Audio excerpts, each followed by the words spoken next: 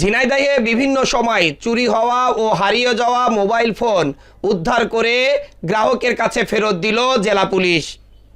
ঝিনাইদহ থেকে বিভিন্ন সময় চুরি হওয়া ও হারিয়ে যাওয়া মোবাইল ফোন এবং বিভিন্ন প্রতারণার মাধ্যমে বিকাশ ও নগদ থেকে হাতিয়ে নেওয়া টাকা আসল মালিককে ফেরত দিল ঝিনাইদহ জেলা পুলিশ।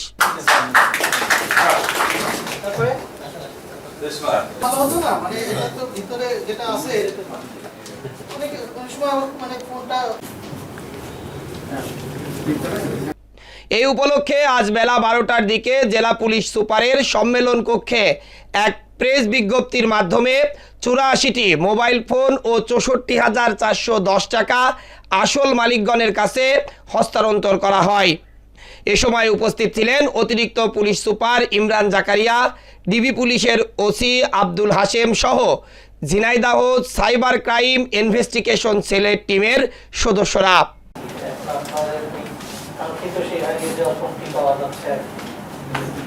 যে সমস্ত অপরাধগুলো সংঘটিত হয় সেই সমস্ত অপরাধগুলোতেও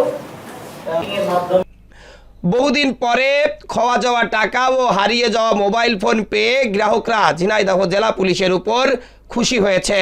তারা বলেছেন, পুলিশ যদি এভাবে মানুষের জন্য কাজ করে তাহলে পুলিশের প্রতি সাধারণ মানুষের আস্থা আগের মতো আবারও ফিরে আসবে।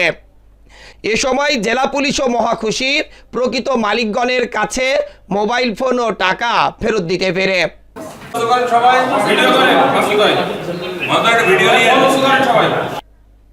Desk report, eagle TV news.